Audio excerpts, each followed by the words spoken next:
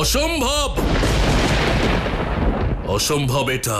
এই অসম্ভবকে সম্ভব আমি করব।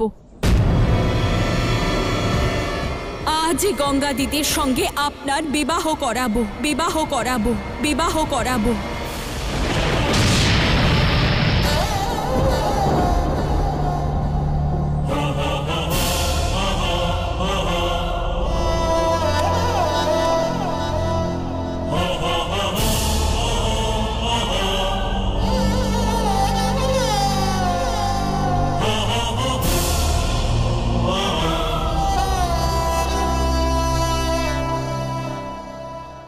অতি উত্তম। বিবাহের আয়োজন শুরু করা যাক। মাতা গঙ্গা ও মহাদেবের বিবাহ উৎসবের আয়োজন আরম্ভ করা হোক। স্তব্ধ হও, স্তব্ধ হও, স্তব্ধ হও।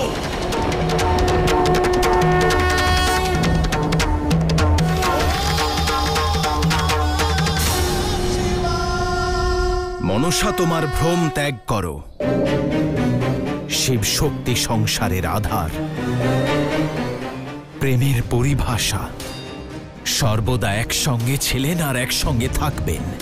শিব আর গঙ্গার বিবাহের সিদ্ধান্ত অসম্ভব। এই অসম্ভবকে সম্ভব আমি করব।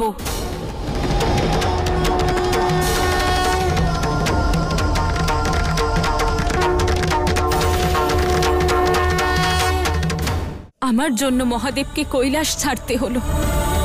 আমার জেদের কারণে শিব সংসার থেকে চলে গেলেন। নিজের ভক্তদের সহায়তাও করতে পারলেন না।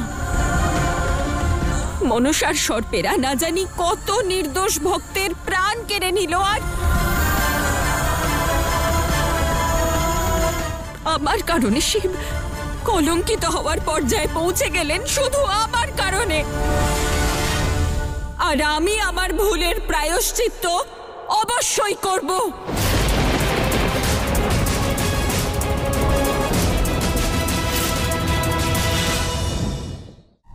দেবী পার্বতী, এই অনর্থ কেবল আপনার জেদের কারণে হয়নি। দেবী গঙ্গাও এই ঘটনার অংশীদার। আর সত্য তো এটাই যে দেবী গঙ্গার দোষের তুলনায় আপনার দোষ বড়ই সূক্ষ্ম দেবী। দোষের মাত্রা আর দোষের গভীরতায় কিচ্ছু যায় আসে না। সত্য তো এটাই যে এই দোষের ভাগীদার আমিও, আর সেটুকুই যথেষ্ট। আমাকে আমার দোষের প্রায়শ্চিত্ত করতে হবে, আর নিজের শক্তির প্রায়শ্চিত্তের জন্য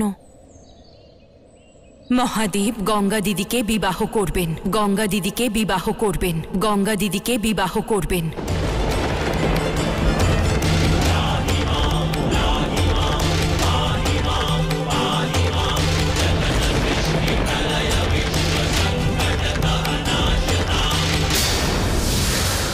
কখনোই না।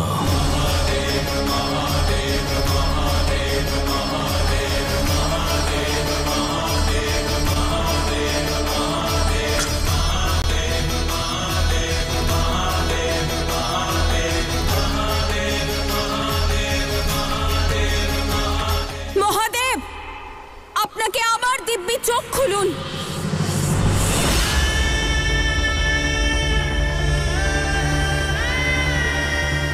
মহাদেব, অনুরোধ করছি আমি, গঙ্গা দিদিকে বিবাহ করে নিন। শিব কেবল শক্তির ছিল, আছে আর সর্বদাই থাকবে, আর কারোর হতে পারে না।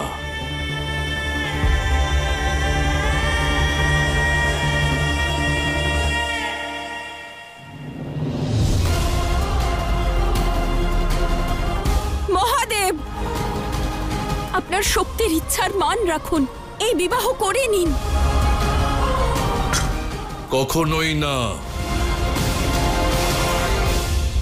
দেবে, এই পাপ করার জন্য মহাদেবকে কেন বাধ্য করছেন? আপনার জেদ ত্যাগ করুন।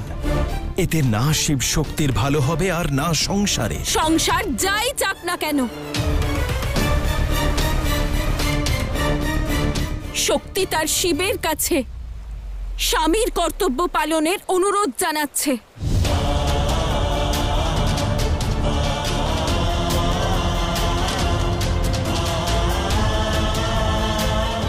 অন্তিম ইচ্ছা আমার এটা মহাদেব। এরপরে আমি আপনার কাছে আর কোনোদিন কিচ্ছু চাইবো না। গঙ্গা দিদি এত বছর দূরে ছিল আপনাকে আরাধ্য মনে করে। এবার আমার পালা আপনার থেকে দূরে যাওয়ার, দূরে থেকে আপনার আরাধনা করার।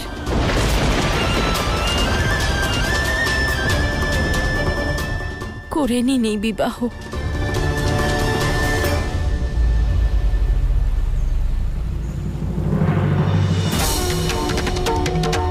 একজন স্বামীর কর্তব্য অন্য কারোর সঙ্গে বিবাহ করা নয় দেবী পার্বতী।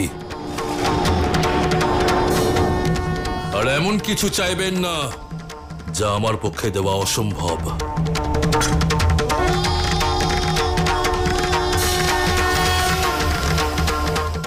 এখনো আপনার কাছে সময় আছে দেবী গঙ্গা, নিজের ভুলকে শুধরে নিন।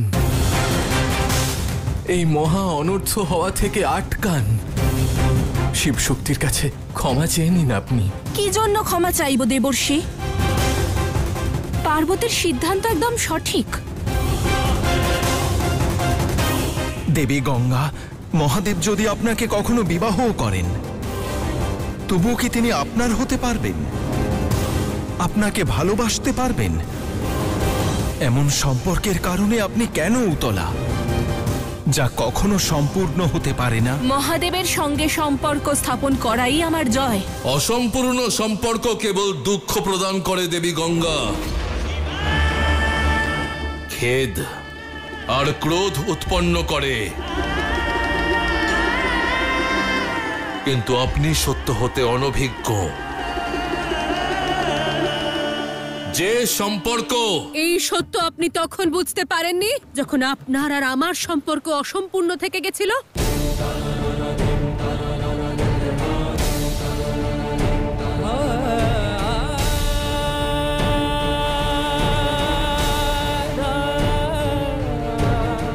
পিতার সাথে কন্যার সেই অসম্পূর্ণ সম্পর্ক কি আপনাকে কষ্ট দিত না?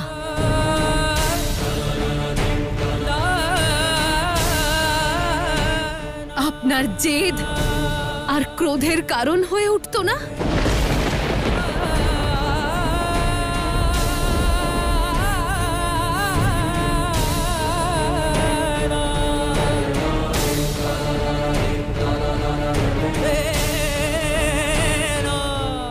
মেনে নিন মহাদেব, আমি আপনার উপর কোনো প্রশ্ন চিহ্ন বা কলঙ্কের দাগ সহ্য করতে পারবো না। বোঝার প্রচেষ্টা করুন। আর মনসা, তোমার ইচ্ছা শিব শক্তিকে পরাজিত করা তো? তাহলে আজ আমি তোমাকে আদি শক্তির পদ দিলাম, আদি শক্তির পদ দিলাম, আদি শক্তির পদ দিলাম।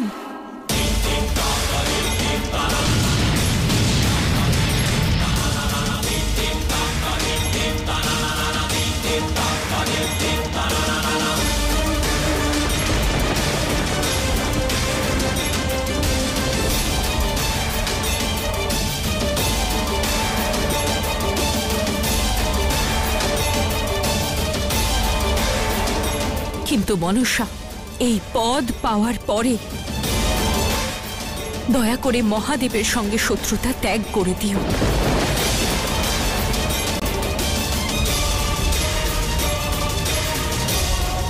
ওনাকে সেই সম্মান দিও যার উনি যোগ্য।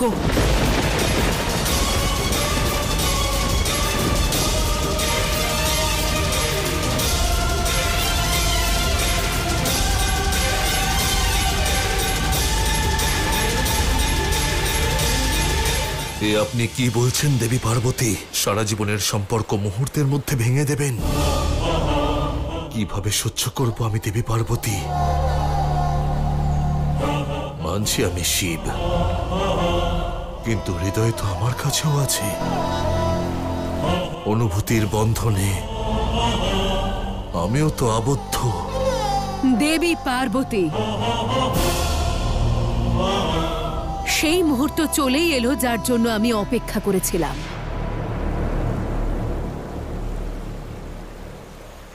আমি আপনার শর্ত স্বীকার করছি।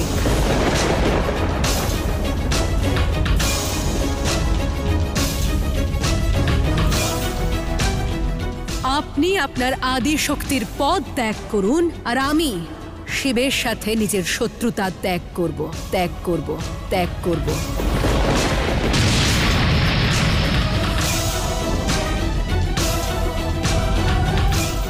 ওনার দেওয়া সকল কষ্ট ভুলে যাব, আমার সমস্ত লক্ষ্য ত্যাগ করব।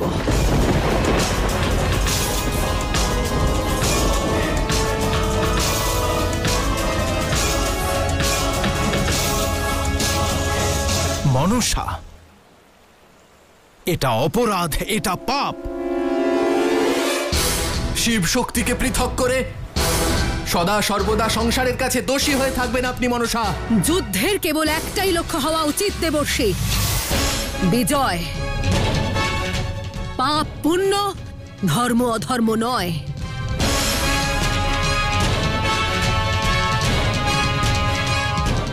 দেবী পার্বতী, আপনার শিব এখনো স্বীকৃতি দেননি, আর বিবাহের জন্য দুই পক্ষের স্বীকৃতি অনিবার্য। আর স্বীকৃতি কখনো পাবেও না।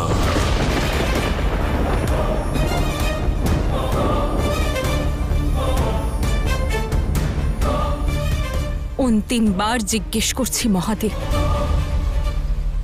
আপনি গঙ্গা দিদিকে বিবাহ করবেন কি না? সহস্রবার জিজ্ঞেস করুন, আমার উত্তর